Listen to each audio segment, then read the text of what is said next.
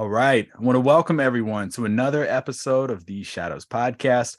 I'm your host, Tripp Bodenheimer. And before we get going, the time this episode is being released, just want to let everybody know that we have our mega episode coming up on Christmas Day and on New Year's. We're partnering, The Shadows is, with several other podcasts. We're going to be doing some giveaways throughout. So make sure you head over to our Instagram page, check out everything that we got there and all the cool stuff for free that we're going to be giving out. And all you have to do is follow, like, and tag some people, and you can win some free swag. So make sure you check that out. But today, I'm a little nervous here for this episode. I am on here with my military training instructor from basic training. He is retired senior non-commissioned officer in the United States Air Force, 20 years, 9 days? 20 years, 7 days. He is an Orion Talent Account Executive. Trevor Gilliland, sir, welcome to the Shadows Podcast. Hey, I appreciate it, man. I love what you do. I've seen quite a few of your podcasts, and it's kind of fun. I'm honored that you invited me. And how cool that I'm on here with you. And we were both rocking some beards. So yeah, but you're still active duty. I was going to ask you about that. I'm on leave. Yeah.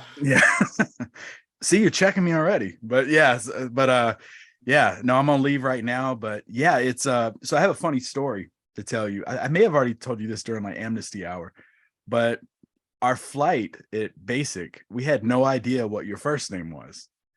And I was cleaning your office one day and I swiped over your keyboard and it said computer is locked and it said Trevor. And I'm like, Trevor. Huh. I said, I didn't know that. So I asked the flight. I went out there and I was like, hey, what do y'all think his first name is? And they were like, he looks like a Steve or a Chuck. And they were throwing out some random names. And I was like, no, it's Trevor. And I said, well, you know what? I said, if he comes through and does our inspections on uniforms and he finds a string, you would put, I don't know if you remember this, but you'd put the string on our shoulder and you were like, yeah, you got to name it. It's your pet. And so you came up to me and I said, if he tells me to name it, I'm going to name it Trevor. And when you came over there, you found one and I'm like, this is it. And everybody was looking at me. And then I buckled and I said, Bob. And you were walking away. You're like, the hell kind of pet name is Bob? And just went on to the next person. But yeah, figured out I would share that with you. But I do remember that story coming out in Amnesty Hour, and it's still funny. Yep. No, it was some good times, and it was a good time over there. I actually really enjoyed basic training, and I know people. I didn't do my job then. No, I absolutely hated basic training. So I'm gonna go ahead and put you through our fearful 5 questions here. First one, what is a fear that you have? Common. I mean, fear of failure, fear of not reaching my potential and, stagnating at any point. And that's probably the biggest fear. Probably pretty common. All right. Well, you and your family were stationed overseas in Europe for a while. What was your favorite country to visit? A lot of great countries. I would say hands down, my favorite was, probably a tie between Ireland and Croatia. I mean, I love Croatia. And it was kind of a surprise. I mean, I knew it was a beautiful place before going there, but actually getting in there, the people are super nice. Food was amazing. The historic sites, I'm a big history nerd. Yeah. Anything historical. And then to cap it, it's also where probably half of Game of Thrones was filmed. So we actually were kind of nerding out a little bit. And I'm not one to really nerd out about stuff, but Game of Thrones is pretty cool. So we were at a lot of the sites where everything was filmed, and we got a lot of kind of reenactment photos and whatnot. My wife posing as Khaleesi. Yeah, we were geeking out pretty bad, and that's not normally what we would do, but we love Game of Thrones. Was it Dubrovnik? Is that where they did most of it? Yeah, so a lot of it's in Dubrovnik, and there's some sites. There's an island called Var and Split as well. Yeah, we were at Split. We went to Dubrovnik. There's a little island off of Dubrovnik. I can't remember the name of it, but they had the throne over there. Yes, so we went to the same island. I cannot remember. Rabbits all over the place. It's rabbits all over. There's the gardens and stuff there. Yep. Yeah. Okay, awesome. Okay. And book recommendation for our listeners. Well, trying to think. or podcast? Honestly, the subtle art of not giving an F. I'll censor myself, but I absolutely love that book. I love the way it's written. It's funny, but it's a good point. I mean, it's not that you don't care, but you choose what you care about. It's just one of those things. And I went through some times where I kind of needed that, and I read that book at a time that I really needed it, and it struck home, and probably still does. And another one would be How to Win Friends and Influence People. Cliche, but it's a great book, and it's 90 years old or 80 years old, and it still applies. A lot of the things in there. Just basic things. It's more important to be interested than interesting, and things like that. It's just I really appreciated that one. I probably read it about 5 times. Yeah. That's 2 good ones. I have both of those sitting in my office right now. So good call on those. All right, finish the sentence out here. More than anything, before I die, I want to be blank.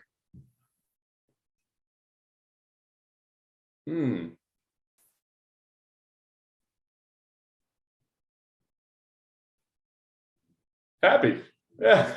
There you go. I just got to stay simple. I mean, not that I'm not happy now, but I think, the most important thing in life is to be happy. And, I was trying to think, I'm like, yeah, I'd love to be rich. I'd love to be, a greater world traveler and things like that. There's lots of things that I want, but, at the end of the day, it's more important just to find your happiness in whatever it is that you're doing. Yeah. Okay. Last question for you, and then we'll get into your story. I love to ask this question to people because I love the answers, especially you're a history buff. Dinner for 3 with 3 historical figures who are no longer with us. Whew. Einstein, definitely. Okay. It's a good start. Just a smart man. Teddy Roosevelt, absolutely love Teddy Roosevelt. Buddha. Okay. Yeah. It's pretty well balanced. Yeah. You got the brains, you got the little inner peace, and a big stick. Yeah. Okay. I like it. All right. Well, you survived our fearful 5. Now let's jump into your story. So let our listeners know about your upbringings. What did your parents do? What was your childhood like? Yeah, absolutely. So I'm from north of Minneapolis, Minnesota, a town called Anoka, Minnesota. I grew up rather humble, lived in North Minneapolis, single mom and whatnot. My dad was actually a touring musician. He was a bassist, rock and roll, 80s big hair. He's still rocking the hair. He won't give it up. But he had an opportunity, toured with a lot of big 80s bands, and had some record contracts. Things just kept falling through, and eventually he got sick of being away from home. So he came back to Minnesota. He was always traveling on the road and whatnot. My mom and stepdad are real estate brokers. That's what kind of gave me the sales bug. Once I left the military, was that sort of eat what you hunt sort of mentality. If you want to make more, you want to do more, work harder. Yeah. So yeah, that's kind of where I get a lot of that mentality. My dad on the other side, the rock and roller, he's my best friend. We think 2 alike. It's kind of funny. I'm a pretty talkative person, but he's maybe worse than I am. So when we're in a conversation together, my wife absolutely hates it because nobody can get a word in, and we're always talking over each other, and we don't even care that we're talking over each other. We're just going at it. But yeah, so I grew up going to air shows and everything with my dad. My dad had a private pilot's license. So we went to a lot of air shows and everything, which kind of led me, to the Air Force. It was just a love of planes. Do you have any aspirations before joining the military? Actually, if I were to go way back, I really wanted to be an art director, and, doing movies and advertisements. Really, advertising was kind of the thing I was drawn to as a kid. A lot of that is because I've got an uncle that's an art director. And I have an aunt that was in advertising for many, many years as well with DDB Needham. So I always kind of looked up to them. I thought it was an exciting industry. I like the business side of art, so it's kind of a form of art where you can not be a starving artist, and so I was big in art when I was a young kid, but I think I also kind of always knew that I was going to join the service. I just had a calling to join the military, and I kind of always knew that as well. So before we get into the military, did I read this right? Doing my research for this episode, you're a descendant of P.T. Barnum.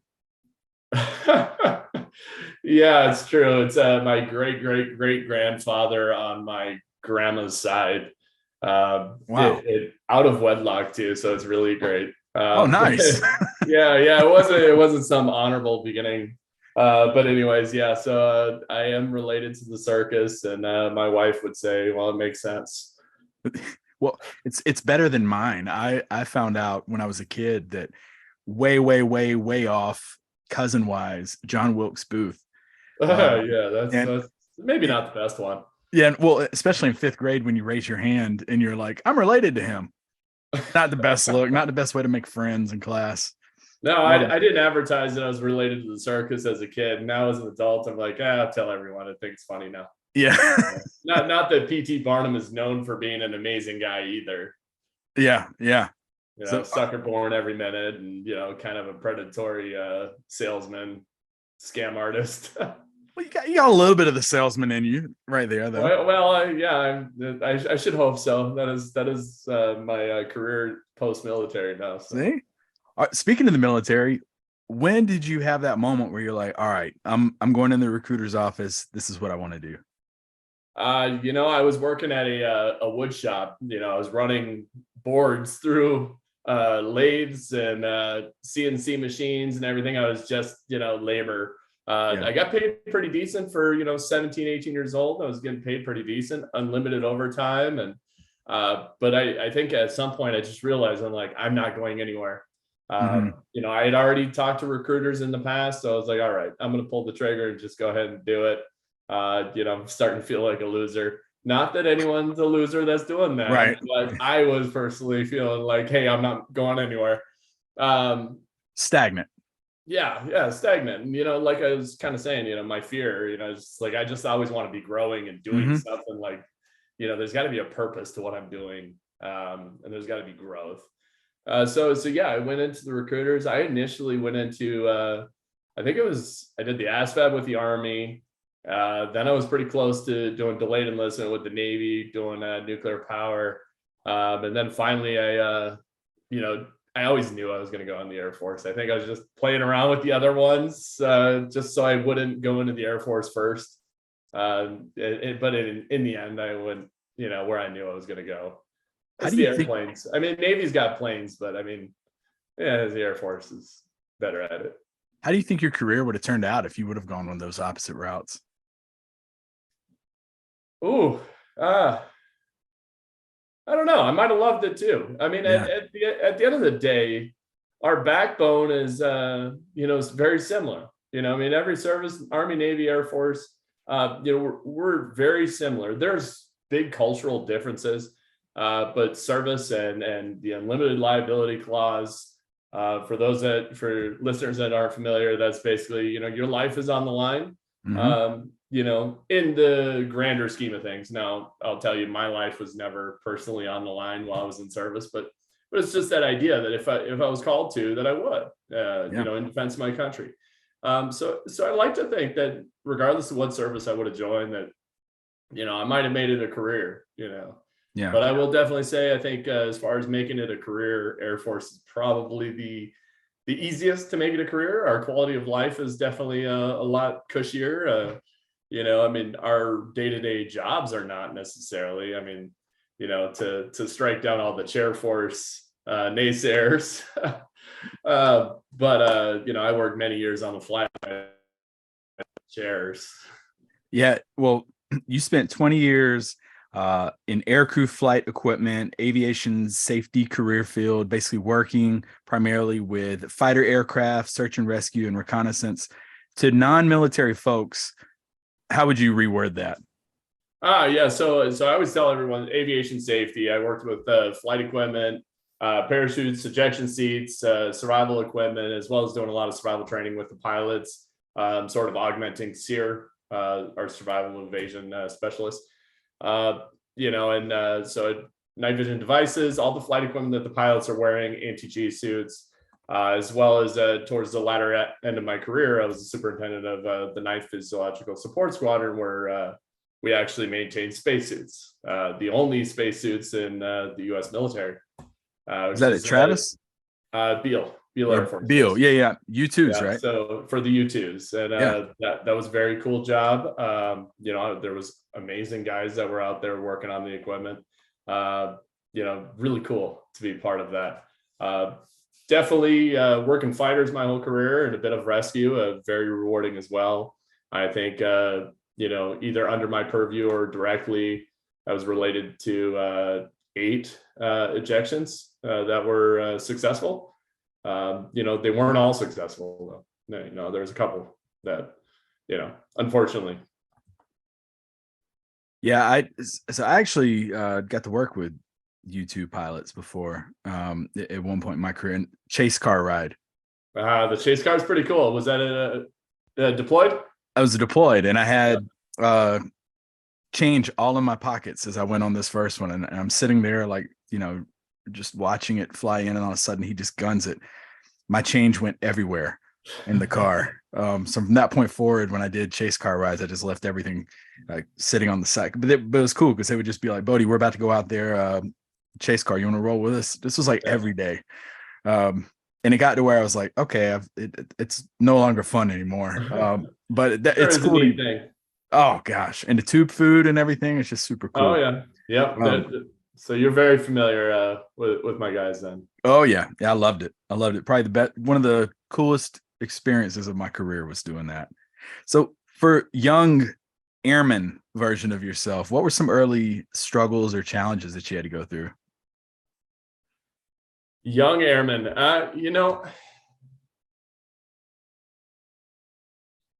I would say, actually as a young airman, I had less struggles. Actually, and I struggled in high school. I was a mediocre student. I was lazy. I didn't want to do the things I needed to do.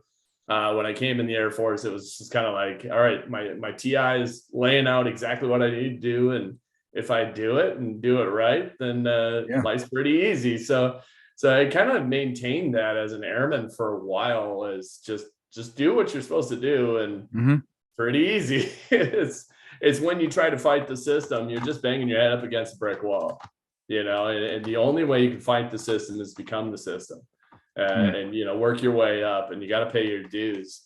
So as an airman, I didn't struggle a whole lot. I struggled the most as a young staff sergeant. Really? Yeah, absolutely. I was kind of like yourself. I was a really sharp airman. And then I rested on my laurels, and I was just kind of living off of my glory of being Airman of the Year, Airman of the Quarter, and I was an absolutely horrible staff sergeant. I was lazy. Really? Oh yeah. I was lazy, and I wasn't doing the things I was supposed to do. I should say early on as a staff sergeant, young staff sergeant, and then I got in trouble a couple times, and kind of woke up. I was like, hey, wait a second, what happened to me being awesome? I'm not awesome anymore. Getting paperwork, although it was desk drawer paperwork, it kind of opened my eyes, and then I went and re-enlisted and made tech, and it's kind of flipped things over at that point. But yeah, airman was easy for me. I know a lot of airmen struggle, and it's just stop fighting the system. Just understand that you are part of a bigger, you're a piece of a bigger entity. And if you want to fight the system, you got to become the system. So you got to work your way up, pay your dues, Yeah. Don't rest on your laurels. That was my big lesson as a young staff. What's that? I don't want to say regret, but what's the biggest like mulligan moment of that NCO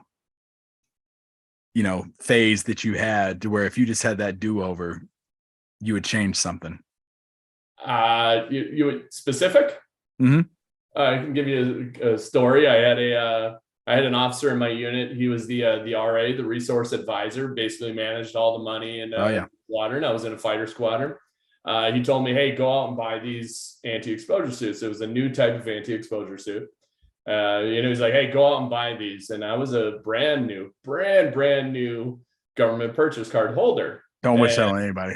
And I'm like, hey, my RA, my resource advisor, the captain, told, young Staff Sergeant Gilliland, hey, go buy these. I'm like, if he's telling me it must be okay. I exceeded the single purchase limit, I don't remember what that was, like $7,000 or something like that you could purchase without any kind of quotes. Yep. But he's like, oh, it's sole source. It's no problem. So I went ahead and I think it was like $25,000 or something that I spent on this.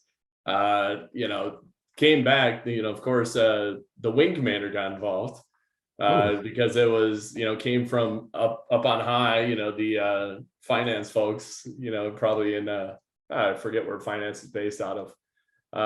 But anyways, is it Ohio? It's something weird. I think so. I could be wrong. It's something weird. It's like not a normal base. But anyways, it came down and then the wing commander got involved. The wing commander is actually the one that contacted my squadron commander. It came down. I got paperwork. At the end of the day, I knew better. I got the training. I knew better. Even the captain that told me, I should have, had we'll say the guts to stand up and say, sir, that's above the single purchase limit. I need to get 3 quotes, et cetera, et cetera.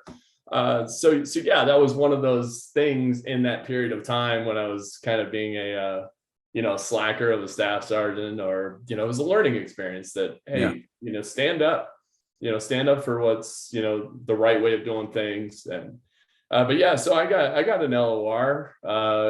It was desk drawer, so it wasn't, it didn't follow me anywhere. I still got a decoration out of the unit, but it was very much a wake-up call for me. It came from the squadron commander. It was extremely embarrassing, but yeah, that was one of those, I guess, moments.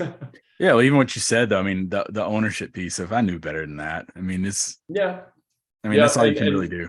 Hindsight, this was a young captain telling a young staff sergeant what to do. And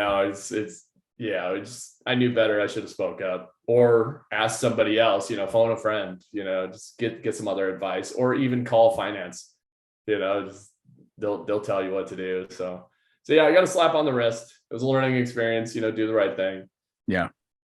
Okay. Well, from there, you ended up becoming a training instructor, military training instructor down in San Antonio. How did that come about? Because there wasn't developmental special duties in place. No. Put a package in, see what happens.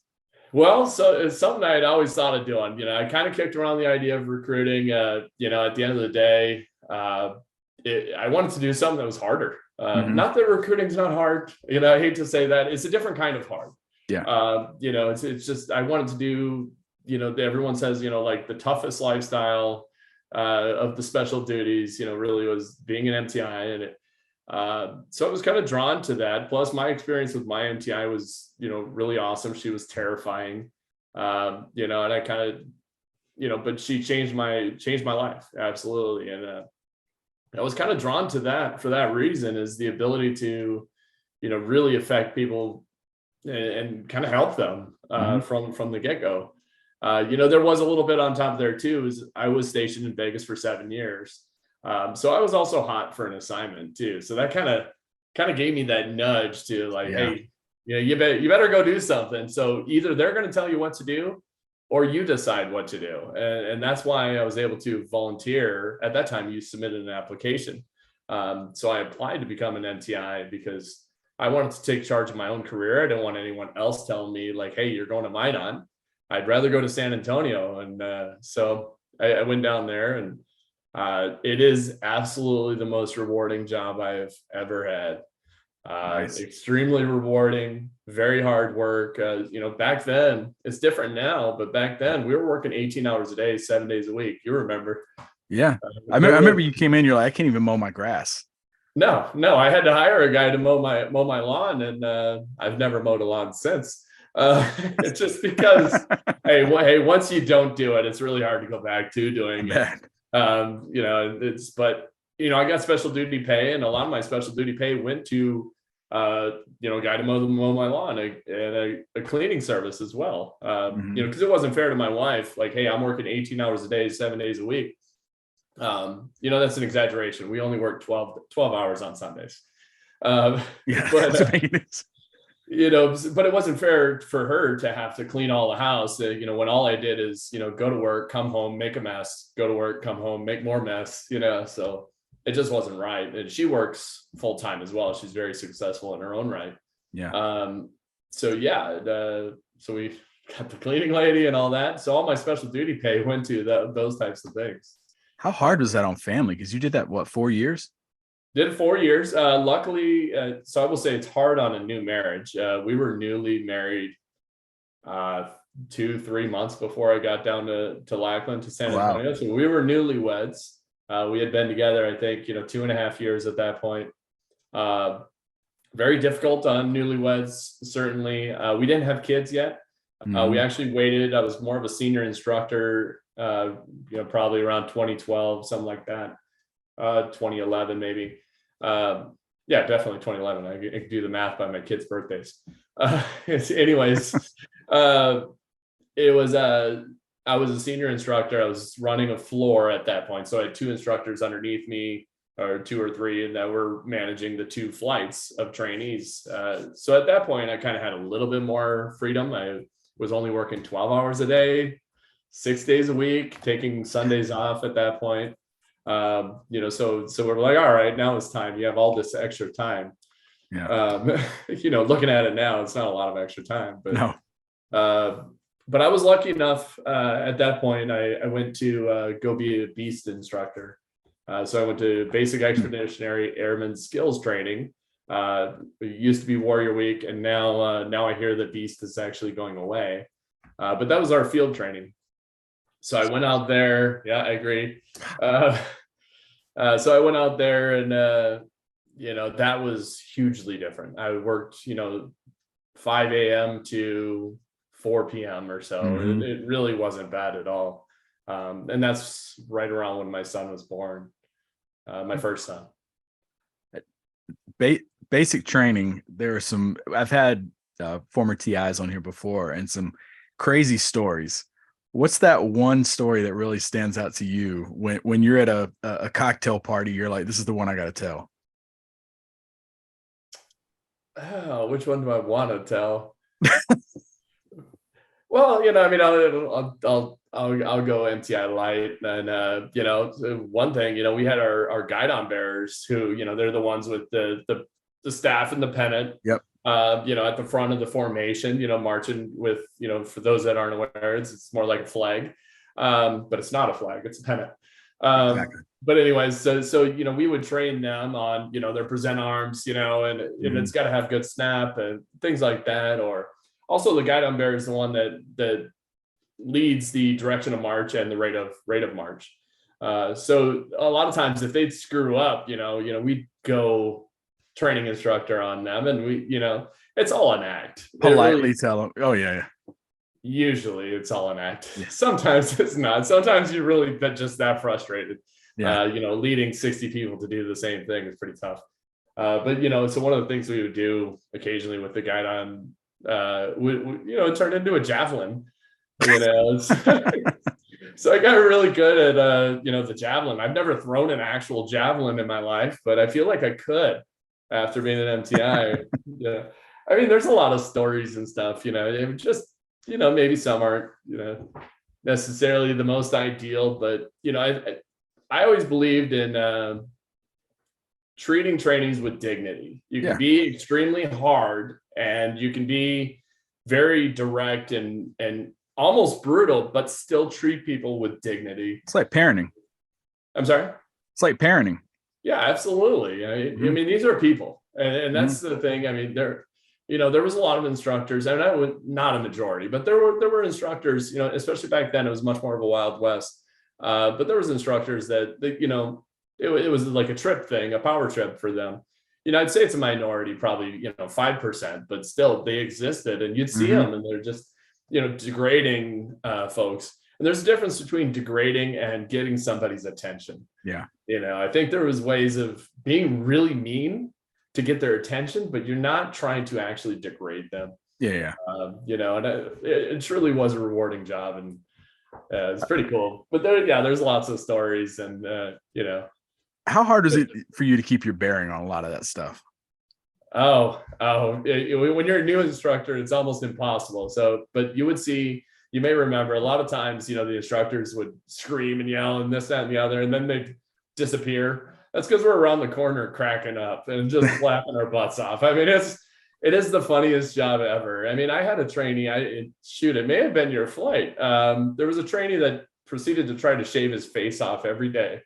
We'd scream at him to get in the latrines, bathrooms, to go shave. And, in the first few days of training, like, this kid shaved his face so fast. He was dry shaving, I think. Was it your flight? I think it was. He was dry shaving. I remember it was one of my early flights that had happened. Yeah. And you were, I think, my second flight. Yeah. So he just kept shaving over the scabs then. So finally I had to tell him, stop shaving. Just stop shaving. And I, as the instructor, had to give him the shaving waiver. But anyways, I mean, stuff like that. It's just, hilarious. You just, trainees just say the dumbest things. I had, maybe you want to share what your job was in basic training, because I remember. Oh, I was a what is it? Flight office attendant? Is that? That's the official name. Yeah. House mouse. You're the house mouse. I think your flight called you something else, but we don't need to share that. I was like, when I was prepping for this, I'm like, there's no way he's gonna remember what my flight called me. But clearly you do. Okay. I do. So that I would say probably 10% of my trainees, I remember them, if not by name, by face and stories, and some combination. It's not very common that I remember the name, face, and stories. But especially like yourself, early flight. Plus, you were pretty entertaining as well. So I'll take that. But you're a great house mouse, and also the flight snitch. That's what the house mouse is. Yes, I was definitely. Yes, I was. I was a good snitch. Yep, but it's also the easiest job in the flight. So I like. Yeah. Well, so there was what was it? It was. I remember you and our brother flight instructor. We were out there, and you told one of the individuals, you were like, hey, go get with, was it Sergeant Ramirez? I think was his name. It was, you're like, hey, go get with Sergeant Ramirez. And he's like, okay, about what? And you're like, just go get with him. And he went over to him, and he marched all the way over there. And he was like, Sergeant Gilliland told me to, he's like, Airman such and such reports is ordered. He told me to come get with you. He's like, about what? He's like, go find out what. And he went back to you, and you're like, did you get with him? He's like, yeah. And he basically kept going back and forth. Yeah, I don't remember what he did. He screwed something up or whatever, and it was really just trying to get his attention. I remember that story actually.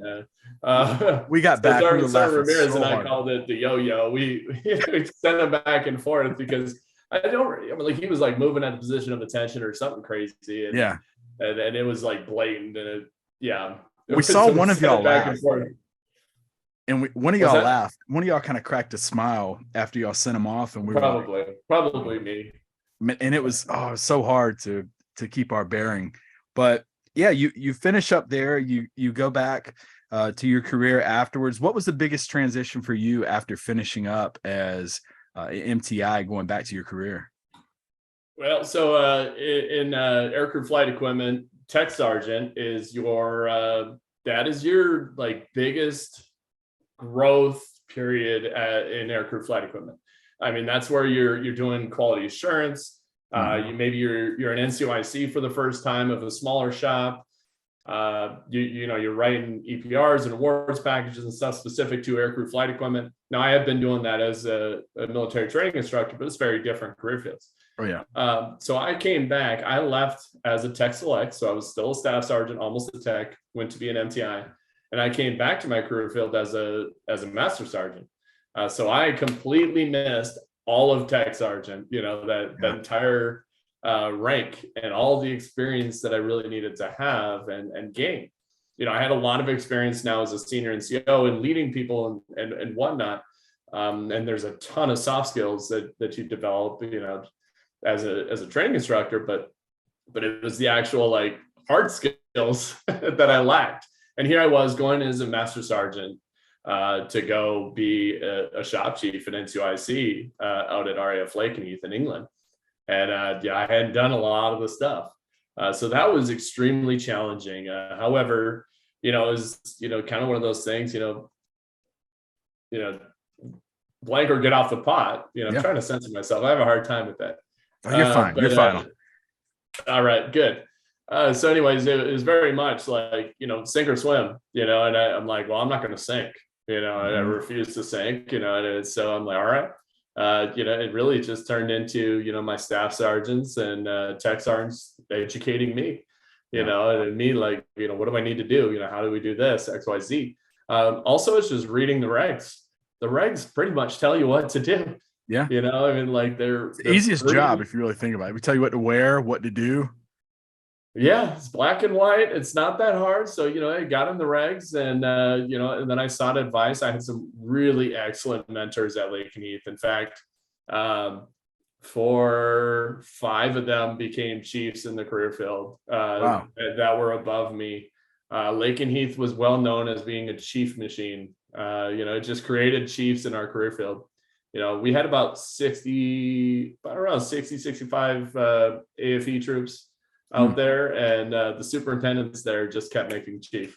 It was just automatic. Wow. And a lot of it is because what we're involved with at Lakenheath, we were, tip of the spear to go to, whether it be, Libya or the Middle East or, Turkey when Russia's acting up, things like that. So it was always Lakenheath, boom. But yeah, so that was the toughest thing. But I had good mentors, and I asked a lot of questions and refused to fail. Didn't want to be embarrassed. Yeah. So I actually left comm as a brand new staff. I'll be going back as a master sergeant. So yeah, you'll experience it. Yep, it is going, and I already know it's going to be a struggle. Absolutely, yeah, it is a struggle. But like I said, just hit the books.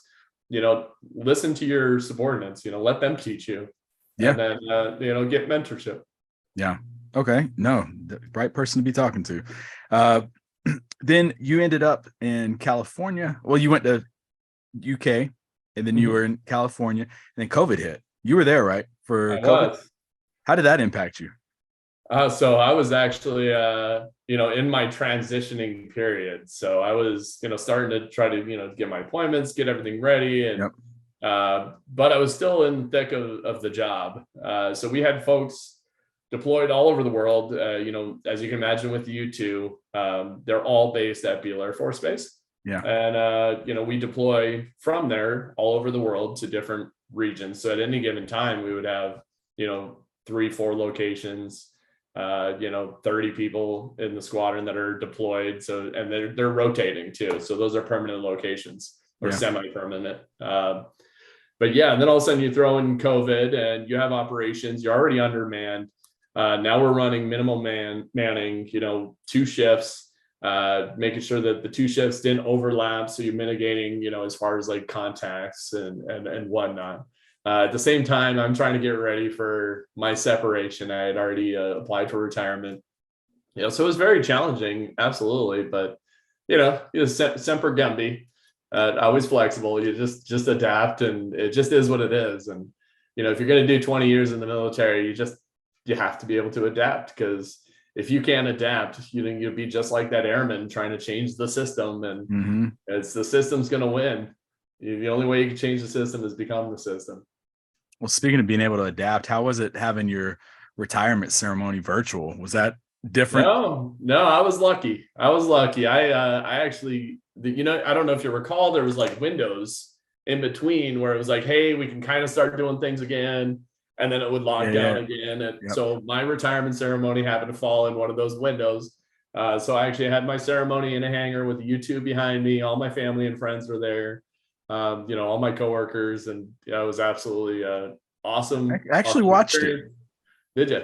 I was in virtual attendance. I was waving. I think I said congrats or something. Oh yeah. So you've seen me cry then. Yeah. That's the whole reason Yeah. I tuned in. Yeah, it's like I got to see my TI cry. Yeah.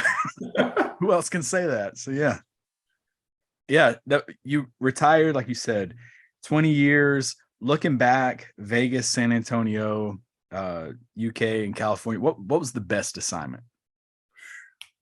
You mentioned best job as a TI. What was the best assignment? I cannot say one was well. We can't say San Antonio because you never got to see it. I did. So my wife and I had a tradition. So every single Saturday night we would do dinner and a movie. We'd go do something, and every Sunday morning we would go to brunch. That was my weekend. I had Saturday night and Sunday morning. That was my weekend. But eventually, when I went to field training, I had a lot more time. I did get to see San Antonio quite a bit. But really, so job-wise, my time as an MTI was very impactful. I mean, I would say as far as how much it hit me to the core.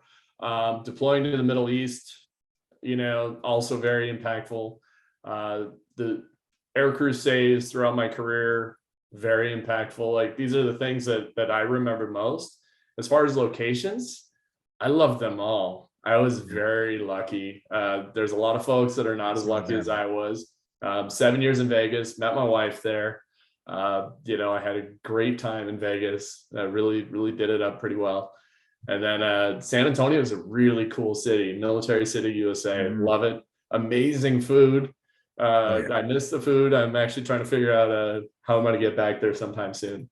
England, traveled the world, traveled Europe, had really cool coworkers, a great team. We were actually the Air Force Program of the Year. And it has nothing to do with me. It's I had some rock stars working with me, and I just luck of the draw at rock stars. So to lead a team that won Air Force Program of the Year, that was amazing. And it's so cheap to travel over there. Yeah, I could travel. I could fly to Ireland for less money than it took me to take a train from Cambridge to London. Yeah, and we lived right in the heart of Ryanair. So.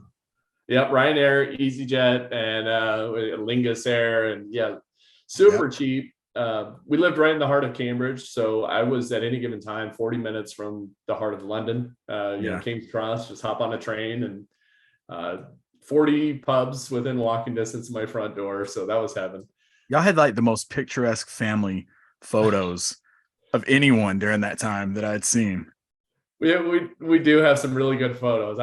You're right. I don't want to say that they're better than anyone else's, but we were lucky to get some really cool photos, and we hire photographers and go on site to like St. John's University or Bury St. Edmunds. There's like a cathedral ruins there and some really cool stuff. We were very lucky. Our squadron, the fighter squadron that I was with, 492nd Fighter Squadron, the Bowlers. We had a Christmas party at Parliament under Big Ben, the House of Parliament. And we were in the House of Commons eating dinner for our Christmas party. I'm like, I couldn't even make this stuff up. My wife met the U.S. ambassador to England. She also got to see Prince Harry and I think it was like a private Foo Fighters concert it was for Invictus. So she was invited to go to an Invictus kickoff. Are you familiar with Invictus? Mm-hmm. Yeah, it's a Wounded Warriors type program. Just some of that stuff is just absolutely wild, and I'm very grateful for my whole career.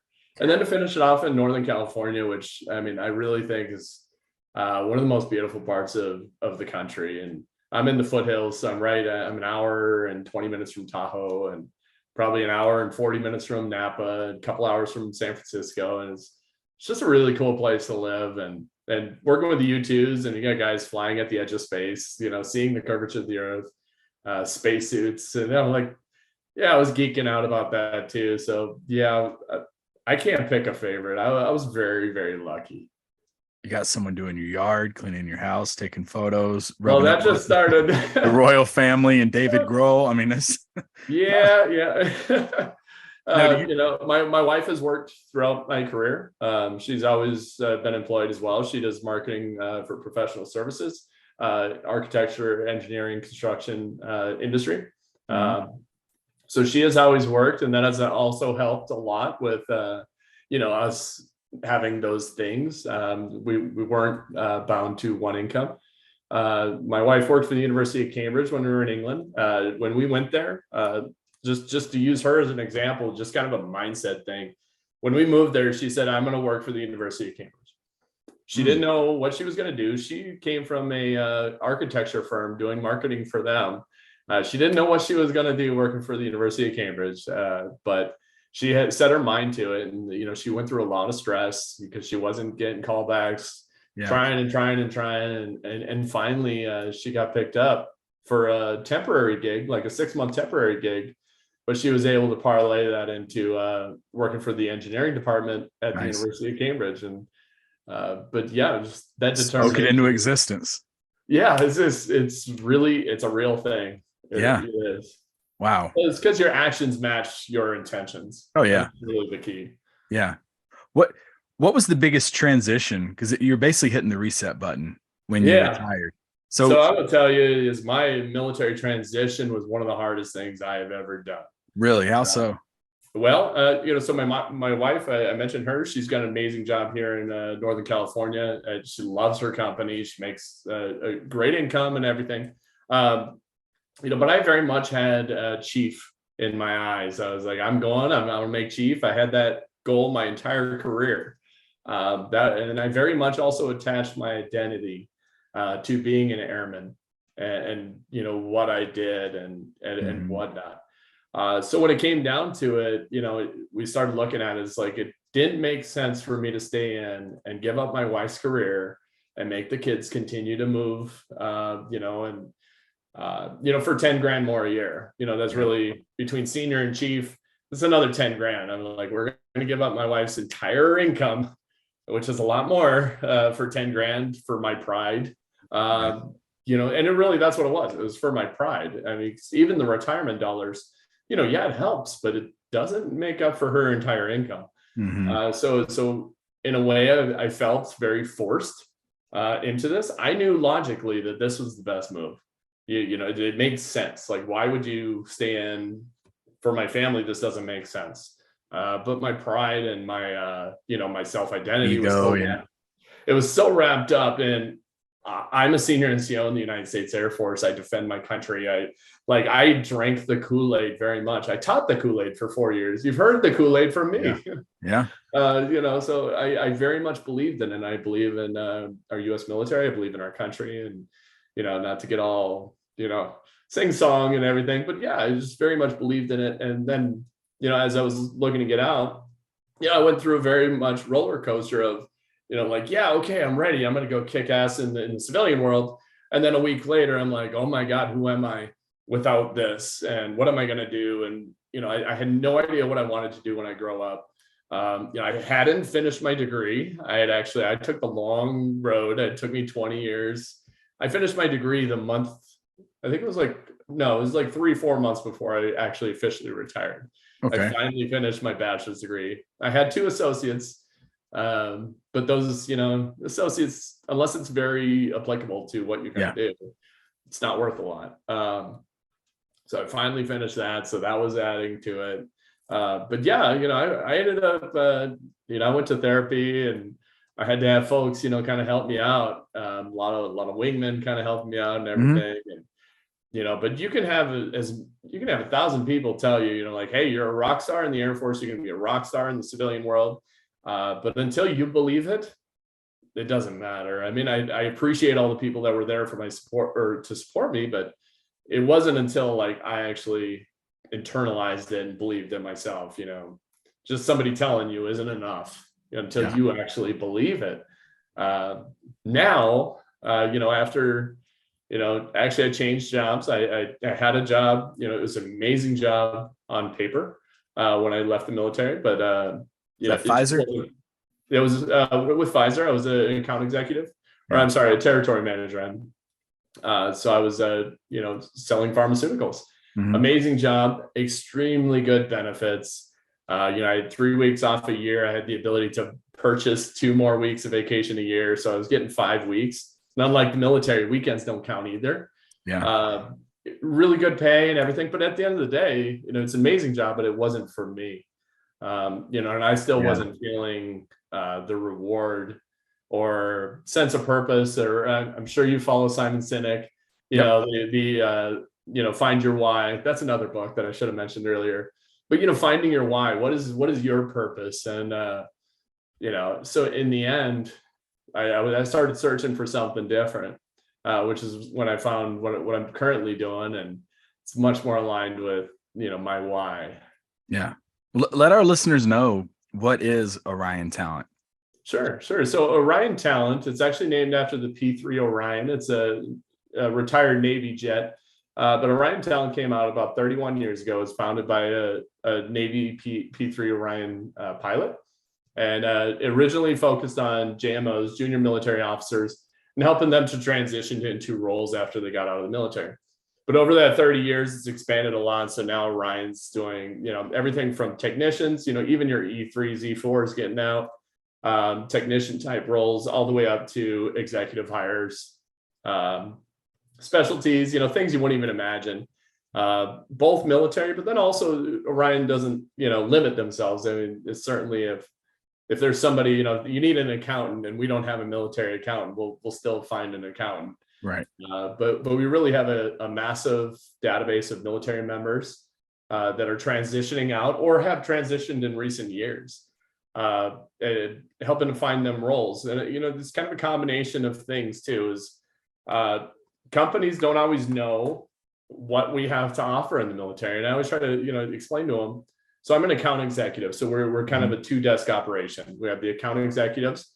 My job is to open doors, really to open doors for military members, go out there, talk to the companies, try to help the companies, start military hiring programs and whatnot.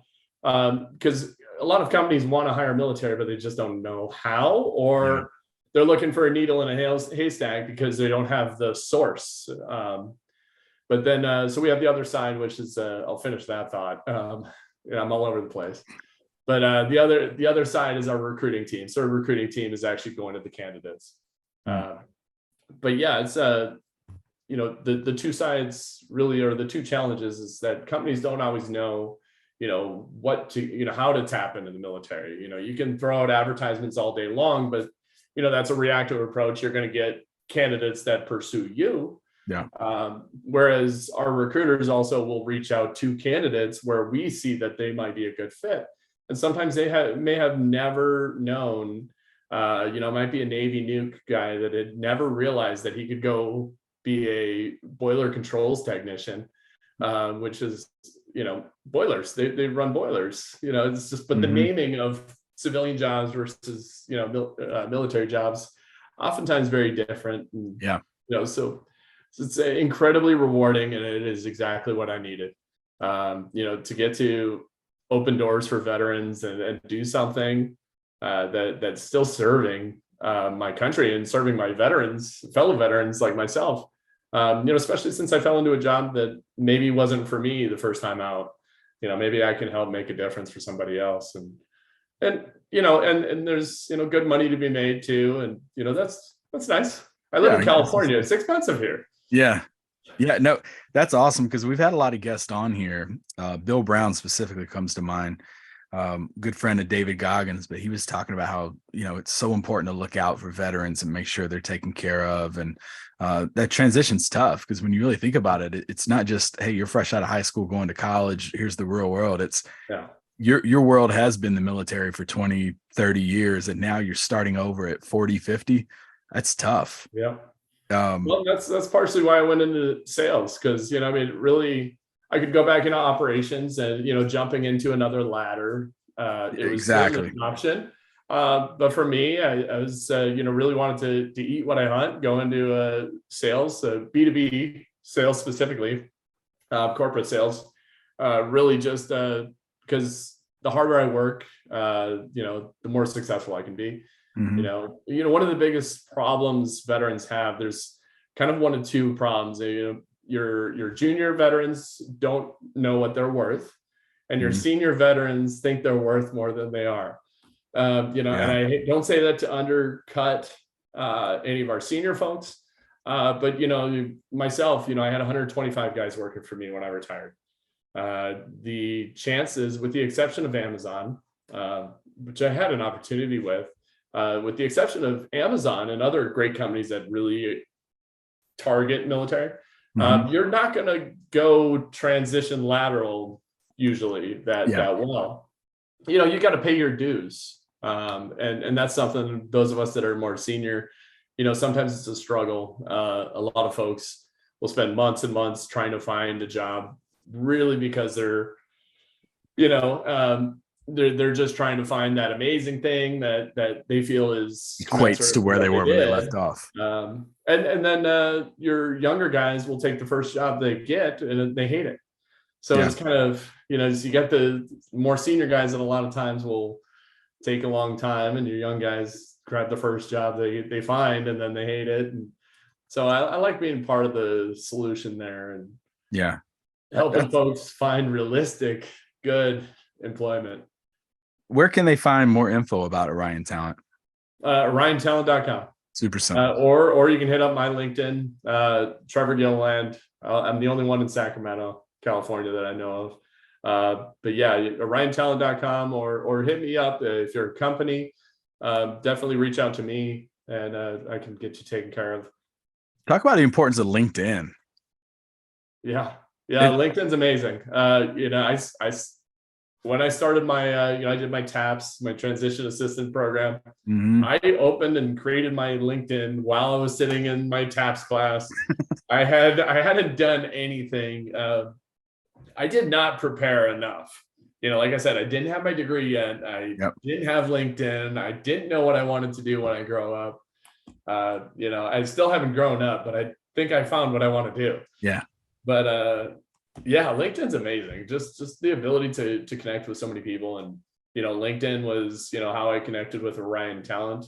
You know, it's a really great tool. You know, if you use it, you know, the real key is to interact with people, but you got to be value added. You know, are you adding value to this conversation, or are you just the word vomit? You know, are you just saying things? And I'll be honest, I've done the word vomit. I've caught myself after the fact saying, did I really need to post that? Or am I just trying too hard? You know, so it's a learning experience. LinkedIn is a tool that you have to learn. There are some, I can't remember off the top of my head right now, but there are some really good veteran, you know, I guess influencers on LinkedIn as well. Yeah, I connected with a LinkedIn coach, and which I didn't know that was a thing. And he looked at my page and he was like, your page doesn't speak to you. And I was like, what? He's like, the person that I'm talking to, your page doesn't match you. It just feels like you're just throwing stuff on there, like a resume. Cool. And I was like, wow, he's like, I need to feel like I'm talking to you based off your page. So he really made me go back to the drawing board of what my LinkedIn page looked like. And I was like, oh, wow, that's really cool. Yeah. To match your personality with your LinkedIn, definitely, that's good advice. It was an eye opener, big eye opener. A lot of times people don't put much on their LinkedIn, and you know, I might have the opposite problem. I probably have too much on my LinkedIn, but you know, some folks don't put hardly anything on there. I'm like, I've got, you know, my kids' middle names on there. Not literally, but yeah. I do like how it is a snitch. Like it'll tell you like such and such has viewed your profile. And I had someone that I had worked with, I guess he was starting up a LinkedIn, and every day I was getting a notification that he was viewing my profile. And finally I messaged him. I'm like, hey, is everything good? You keep jumping on my LinkedIn. He's like, how do you know? I was like, dude, LinkedIn tells you. And he's like, oh my gosh, I've been going on other people's profiles as well. They probably think I'm a creeper at this point. But you know, you can control the settings there. You can go, you know, ghost if you want. You know, being in a sales role, I've kind of vacillated a little bit between the two. I'm like, okay, do I want them to know that I'm, you know, perving their LinkedIn? And you know what? In the end, I decided yes. Yes, I do. I mean, like I sell a service. I'm selling veterans, you know, which is awesome thing to sell. But yeah, you know, I want you to know that I'm looking at you, and, you know, because I want to have a conversation with you. And you know, you don't do the whole little things where you friend someone and then they get the little message that pops up. Send a message. Yep. Send a note. Send a note with it, even if it's like, hey, I see that we have a few contacts or shared contacts, and I just wanted to connect with you. I think I always send in a note. I've been guilty of not doing it in the past, but now I'm pretty good about it. I try to. So before we wrap this up, I got kind of a 3-part question for you. What advice would you give to anyone listening out there who is younger airmen in their military career, or they're just starting out? Take charge of your career. You're not a victim. Take charge of your own career. Like I was saying earlier, I was at Nellis for a long time. I knew that I was going to get hit with an assignment. I volunteered for another assignment. You can take charge of your career in a lot of different ways. You're not going to be able to take charge of everything. I mean, at the end of the day, we are beholden to the Air Force, and they're going to do what they do, and we serve at their pleasure. However, there's always ways that you can take charge of your career. The victim mindset thing, you're not a victim. Bad things may happen to you, but how do you respond? That's up to you. If you want to respond as a victim, well, then you're limiting yourself to moving past it and continuing and being successful. Put in the work, do the work. I got a quote here. Some people want it to happen. Some people wish it would happen, and others make it happen. Yeah. You know who that is? Exactly what your wife did right there. Well, yeah, exactly. And that's Michael Jordan. And I've got other quotes, do the work, outthink, outsell your expectations. There are no shortcuts. That's Mark Cuban. So I put the little quotes by me and stuff, even still, 20-year career. And, I'm on my second, career after the military, and, totally still need to psych myself up. Like, hey, it's all in my control. Look into locus of control. You're a PME, this. But internal and external locus of control. Do you want to believe that you're a victim and everything happens to you, or do you make things happen? And so I think that's the biggest thing is a lot of airmen feel beat up, and I can understand why. A lot of times there's bad leaders.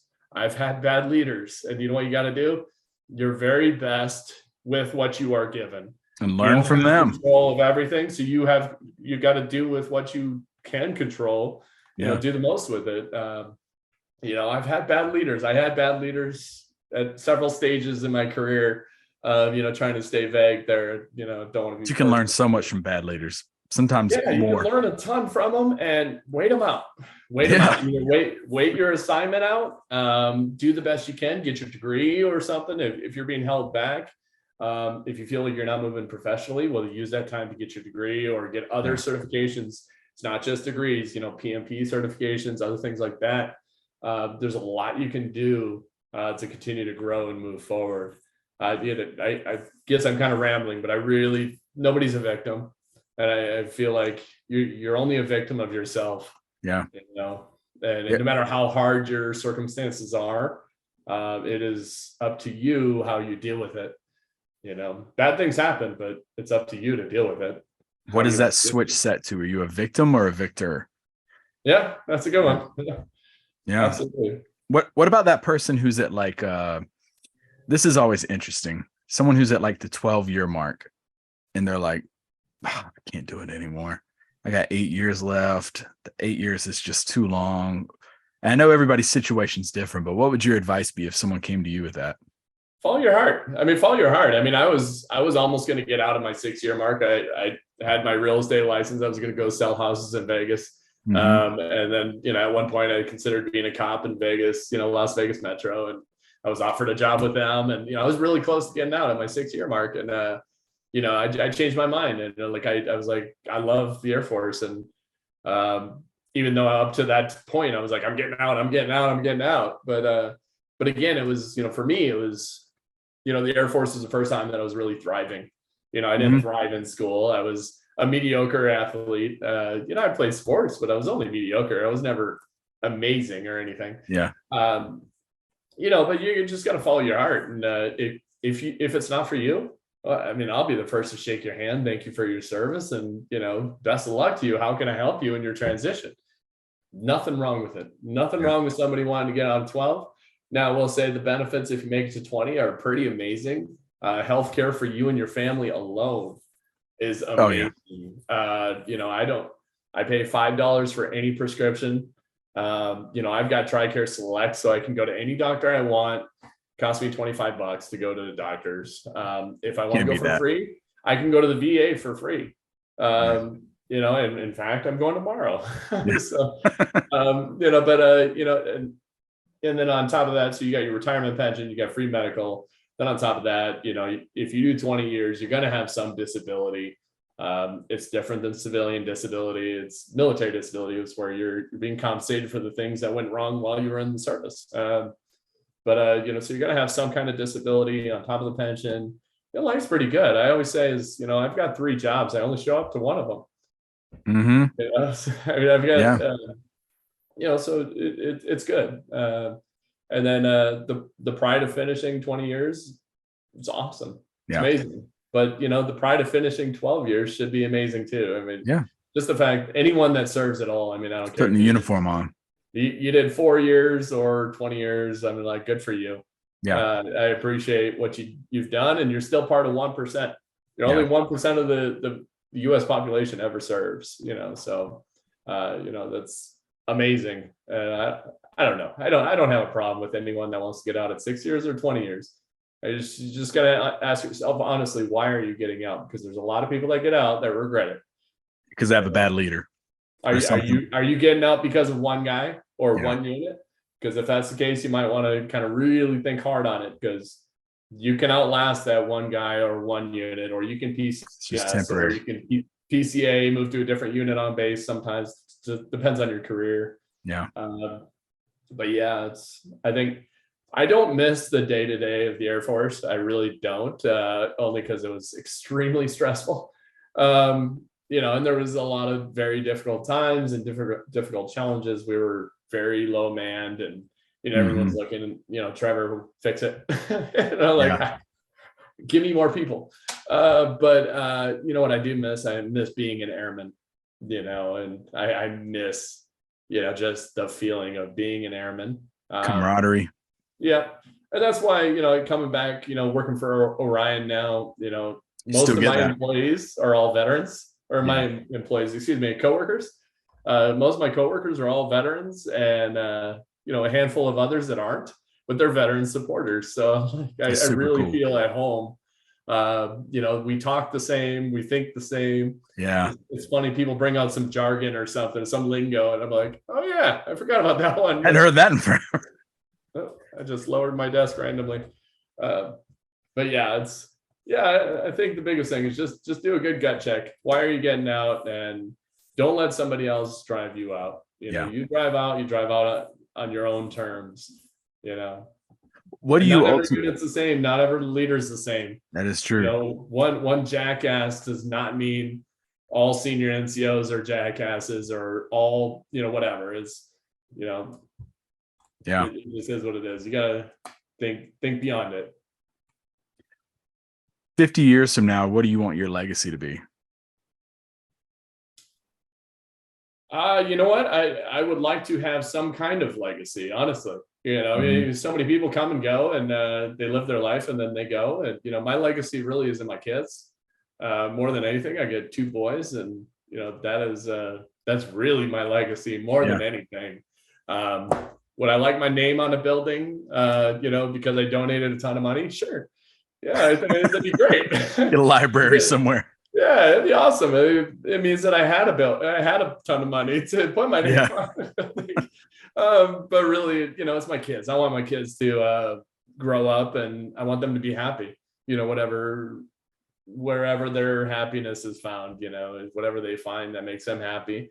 Whether they're rich or whether they're traveling the world on, scraps in a backpack, it's either way, just as long as they're happy, and, there's hopefully the world's, peaceful enough where, the stuff doesn't boil over too much. I sit there and I say this, I find myself like, gosh, I worry so much about my daughter and, their generation. But you got to think, like, it's just like the Billy Joel, we didn't start the fire. Like, every generation's probably said the same thing. So final comments for our listeners out there. I wasn't prepared for that. I feel like I made a whole lot of comments already. Hey, I just appreciate you inviting me on. I really am honored. You've had a lot of really cool people on your podcast, so I'm honored to be one of them. Not that I'm really cool. I think I am, but Well, for me, this was super cool because, I mean, even when I started this podcast, I mean, you were definitely a guest that I had in mind because you were very influential in the early stages of my career. Because I joined a little bit older and I was like, I don't know if I want to do this. I'm only a couple of years older than you, if I recall. Yeah, I wasn't gonna say that, but yeah, you were. But for me to join, and you were that first leader that I had in my career, and pretty much set the mark for how they needed to be and conduct themselves. And I've taken a lot of things from basic and carried it forward. I mean, the attention to detail, I mean, goes without saying, but little things that I was not very good at. But after 8.5 weeks, I became pretty proficient at certain things. And I mean, you've done more for me than you'll probably ever know. So I know, and I could just imagine who else out there listening to this, especially some of the people who hit me up. And I was like, guess who's coming on the shadows? But just the fact that they all still remember you and the things that they say as well. Like you said, you apparently didn't do your job because you're pretty well liked by the flight. Oh, I'm sure there's a handful of them that I said that one thing that really set them off. There's probably a handful of them that really hate me. Oh yeah, I think that most respect me and appreciate me. I'm a PME instructor, and there's some out there that hate me. So trust me, I know exactly what you mean. Especially standards will make people hate you too sometimes. Yeah, exactly. Some people don't like standards, and if you uphold the standards and enforce the standards, a lot of people aren't used to that, and that and testing people, pushing people to their limits, making them try different things. So and there may have been times where I said something that wasn't very nice with the best of intentions. I mean, mind you, I was a staff sergeant, tech sergeant when I was an MTI. I finished up my last year or so, 6 months as a master sergeant, but most of it was as a staff and tech. I was not perfect. I was definitely not perfect. I'm still not. You actually didn't start out, or I know we've already done our final comments. We'll wrap the episode up in a minute. You actually didn't start out our TI, I don't believe. I believe there was a female who was in charge of us for like a week or two. Charlie, Staff Sergeant Charlie. And then she had to leave. Yeah. And it was like Sergeant Ramirez was across the hall, and I remember those days. Yep. Because I remember the first, I think this will be my last story. I remember the first morning we woke up. All the TIs were in our room screaming at us, shouting at us. And I was like, what in the hell have I gotten into? Did you have a hurricane in your dorm? We did. Yeah. And the Ajax powder. Yep. Yeah. Yep. Those are the things I really miss. So this is the last one that I will say before we wrap the episode up. And this was nothing that you did. It was our flight. We had this guy in there and had a really interesting name, little call sign in the flight. But this guy was really quiet, kind of set off to himself. And we would, as a flight, and I know this is going to sound really weird, but we would take Gold Bond and we would pour Gold Bond in our pants. And so this guy wanted stuff you do. But this one guy was not a new trick. Yeah. He goes like, hey guys, he was like Nick Nolte in the back of the room in Tropic Thunder. He just spoke up and everyone kind of turned and he's like, I've got a ultra strength Gold Bond. And we were like, whoa, where did you get this at? And a whole circle of guys with this Gold Bond. And then someone knocks on the door and says, I smell smoke. And we all had to run out the fire escape. And we were trying to run, and it was the worst idea possible. And we're all like kind of crouched over, and we came in and we were in, I believe it was like the mail room. And what was that room called? The exact term for it? CQ? No, we would sit around on the floor. Y'all would the day room. The day room. So we were in the day room, and you were just sitting there and you were like looking at us and you're like, I don't think I want to ask, but what in the world is going on with y'all? And he spoke up and told you, he's like, it's Gold Bond. And he explained it. And you were just like, what in the world? But it was, to us, it was the funniest thing. Just to see you standing on top of the fire escape, looking at us like, what the hell's happening to my flight? Crouched over and trying to get to this drill pad. But yeah, no, super cool experience for me to sit here and have this opportunity and to be able to have you on here and to hear a little bit of your story, and really good stuff. I mean, like you said, it was just loaded with good stuff that hopefully our listeners got some big takeaways. So thank you. And folks, make sure, like I said, y'all check out our Christmas, New Year's episodes. It's going to be 2-part. We're partnering up with a lot of podcasts, military podcasts. We're giving away a lot of free stuff throughout those. Just go to Instagram, follow the instructions on there to get your chance to win t-shirts. We're giving away some of the Shadows coffee, decals, patches, like we said, shirts, stuff. We got a professional development workbook coming from one of the podcasts. So make sure you check us out on our Christmas, New Year's special. But that will conclude this episode of the Shadows Podcast.